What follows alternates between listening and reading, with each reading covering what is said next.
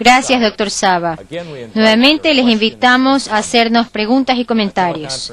La fuerza de la teleconferencia es directamente proporcional al número de participantes y a la participación. Por favor, utilicen su enlace de retorno en este momento para darnos sus comentarios y sus intereses. Esta pregunta nos llega de Brasil, de la General Motors de Brasil, que dice, ¿qué estrategias se pueden aplicar para acrecentar el número de participantes y la participación en una videoconferencia en una determinada organización? En primer lugar, si uno tiene presente las necesidades del público, entonces la participación va a aumentar automáticamente. Así que lo importante es hacer un análisis y una evaluación de las necesidades de lo que pide el público y conocer un poco a su público, sepa sus nombres, llámelos por su nombre. Los instructores deben conocer los nombres de sus educandos, de su público, y deben comunicarse con ellos como si estuviesen en la misma aula. Ahora viene un fax de Venezuela, de la Universidad Central. La pregunta es, ¿la creatividad electrónica transfronteras es clave para poder realizar videoconferencias? El papel de las empresas portadoras como AT&T, MSI, Sprint es muy importante. La pregunta es, ¿estas preguntas están colaborando con empresas e instituciones educativas en nuestros países, así como lo hacen en Estados Unidos? Nosotros estamos suponiendo que estas empresas grandes conocen que tienen que colaborar con las industrias, las empresas y los planteles educativos. Estas empresas como AT&T, MSI, Sprint y otras que están surgiendo se dan cuenta de que tienen que aprender cómo funcionan las instituciones educativas y cómo funciona la capacitación en corporaciones enormes o multinacionales o empresas muy grandes como la General Motors. Así que la cuestión es que nosotros tenemos que aprender sobre telecomunicaciones y qué es lo que pueden ofrecer esas compañías o no pueden ofrecer, y ellos tienen que aprender de nosotros cómo funcionamos nosotros dentro del ambiente de capacitación y de educación, de instituciones educativas. Ahora nos viene otra pregunta de Río de Janeiro. A ver, la pregunta. De Escuela Técnica Tupi de Joinville, Santa Catarina, Brasil. La pregunta es hacer un cumplimiento el expositor y el moderador. Y la pregunta que gustaría de ver es al respecto de el facilitador, o sea, el maestro, cómo mantener a los alumnos motivados, el aspecto de motivación utilizando esas tecnologías de teleconferencia y de videoconferencia. Gracias.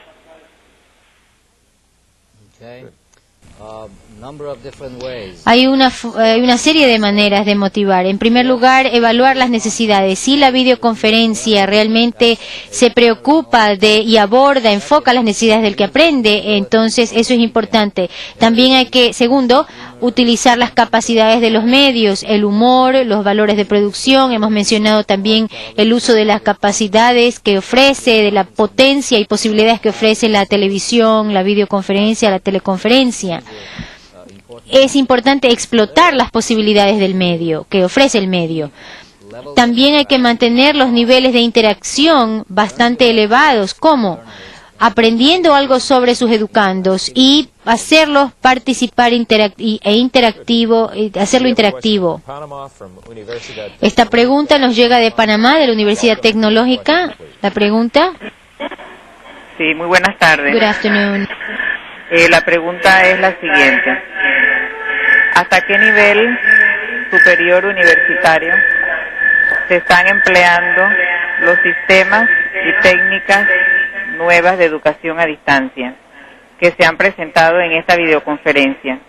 ¿Qué experiencia tiene la Universidad de San Diego en niveles de maestría y de doctorado?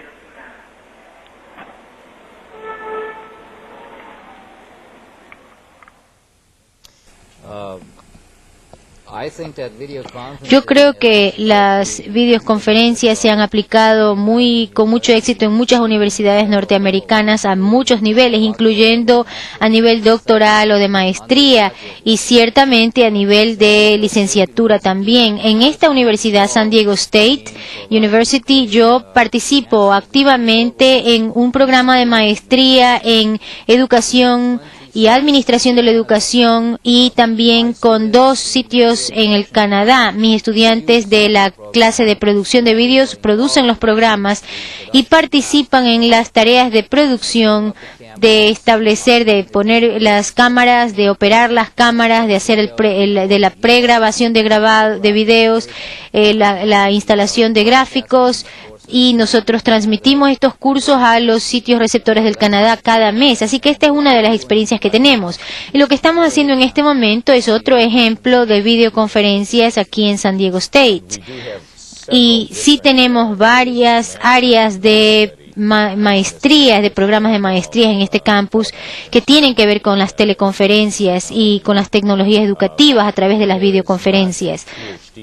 No tenemos en este momento un programa de doctorado directamente en este campo, pero sí lo tenemos en áreas relacionadas como educación multicultural o intercultural.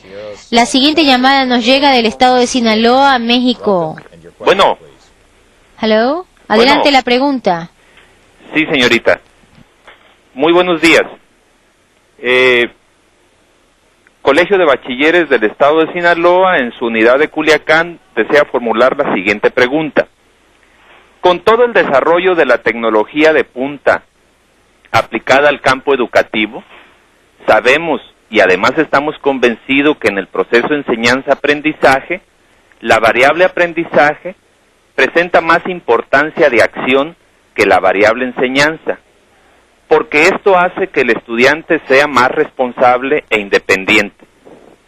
En ese sentido, bajo el sistema de educación a distancia, la pregunta es, ¿cómo se explican, promueven y operan los valores para que el estudiante adquiera una real formación integral y no fragmentada solamente, sustentada con base de conocimientos? Muchas gracias.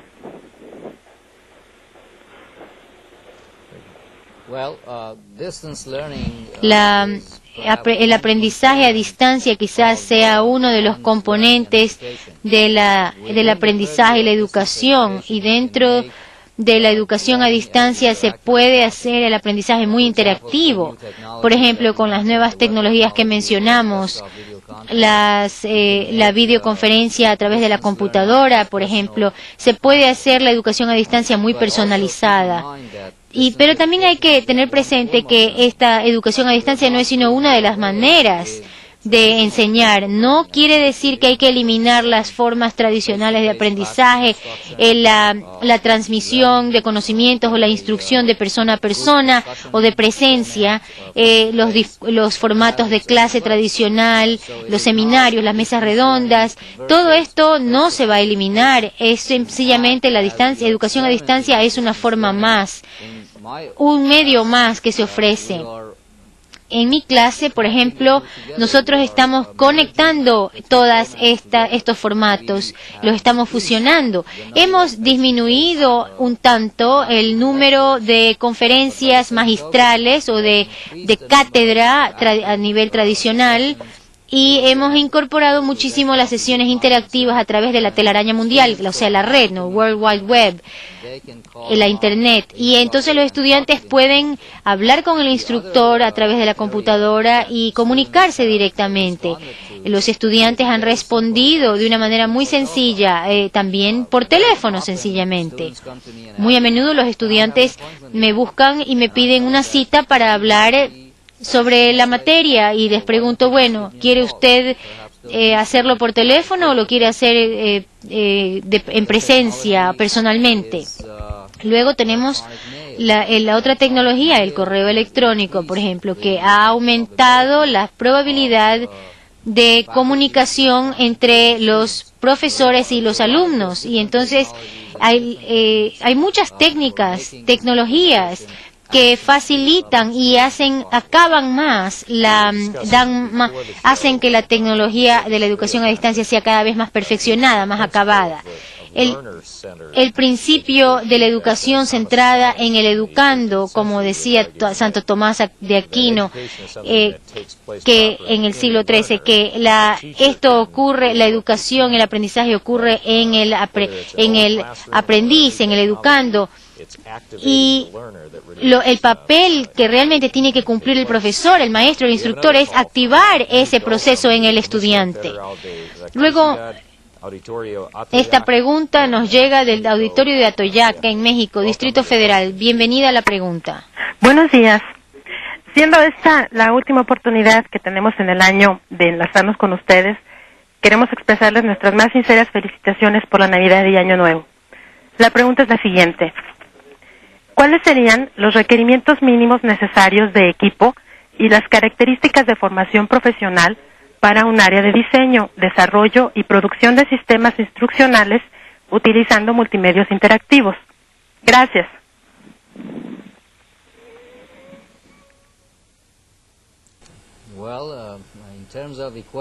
En cuanto a equipos, una estación de computadora de escritorio, una microcomputadora, una PC, es un buen comienzo, y a partir de esa microcomputadora podemos pasar a obtener escáneres, exploradores, capacidades de audio, pero yo comenzaría por tener una buena Macintosh o una Pentium, una computadora personal, y de allí, depende del progreso que usted logre, entonces puede ir aumentando el equipo. El proceso de la capacitación es continuo, nunca dejamos de aprender más y más sobre los multimedia, porque este es un campo que está evolucionando y ampliándose cada vez más, y una vez que uno aprende un sistema, luego ya se encuentra que hay otro más que acaba de salir. No solamente hay un lenguaje de computadora, sino que de repente ya sale otro y otro más cada vez. Los procesos se van simplificando, pero al mismo tiempo a veces es necesario aprender un lenguaje más. Así que ese es un proceso continuo. La pregunta nos llega ahora de Tulatepeji, México. Su pregunta. Buenos días. Buenos días. Hablo de la Universidad Tecnológica de Tulatepeji. La pregunta es la siguiente. ¿Cómo es el comportamiento actual de los costos para una institución y para una empresa?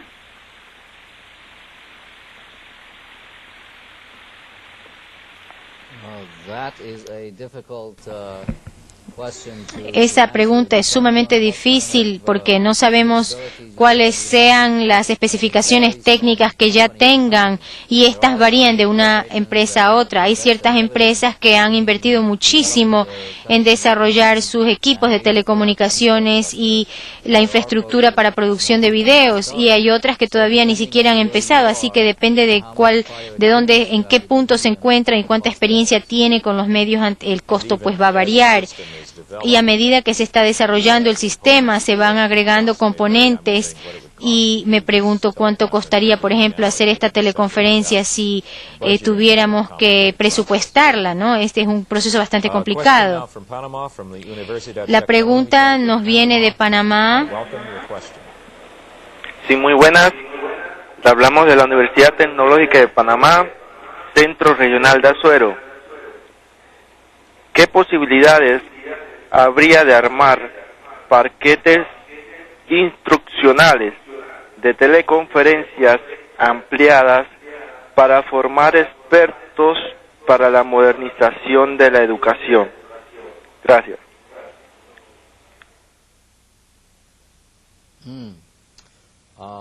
It's a very good question. It's interesting that que a veces las escuelas de ingeniería o de otras disciplinas que no estudian necesariamente este campo de aprendizaje y enseñanza adoptan estas tecnologías antes de lo que lo adoptan las escuelas de educación y facultades de educación en general. La tecnología está allí, existe, y yo creo que ahí a lo que nos enfrentamos son a las actitudes, motivaciones, incentivos y a la organización de las escuelas de educación superior o colegios, universidades. Así que hay muchos temas de administración y de gerencia que hay que resolver primero, que son más clave que los de las tecnologías incluso.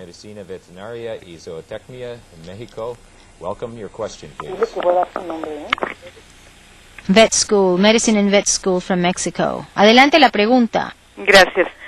Buenas tardes, habla Patricia Fernández de la UNAM. Existen problemas para vencer la resistencia al uso de tecnologías que son tan cambiantes. ¿Qué se ha hecho para vencer esa resistencia? No desde la capacitación, sino desde el proceso de enseñanza-aprendizaje.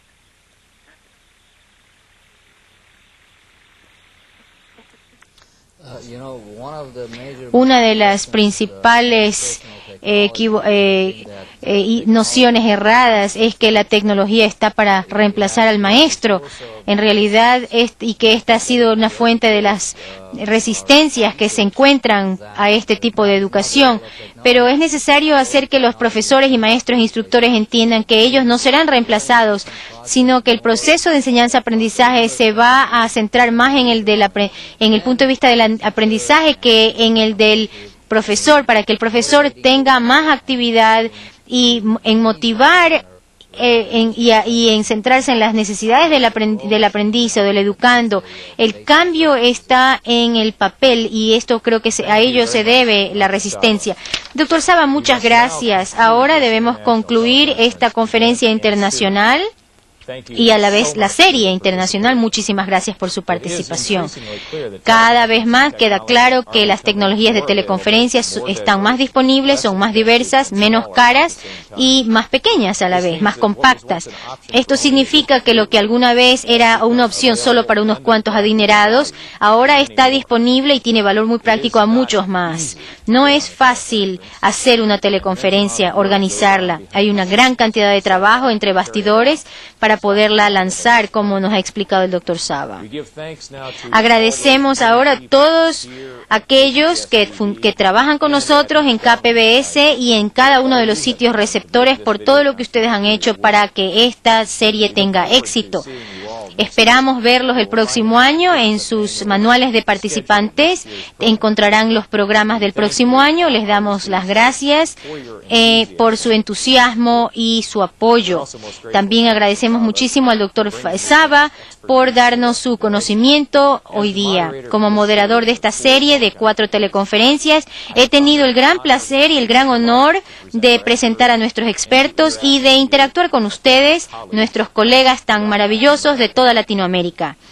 De todos nosotros que colaboramos en el International Training Center de San Diego, soy Michael Real.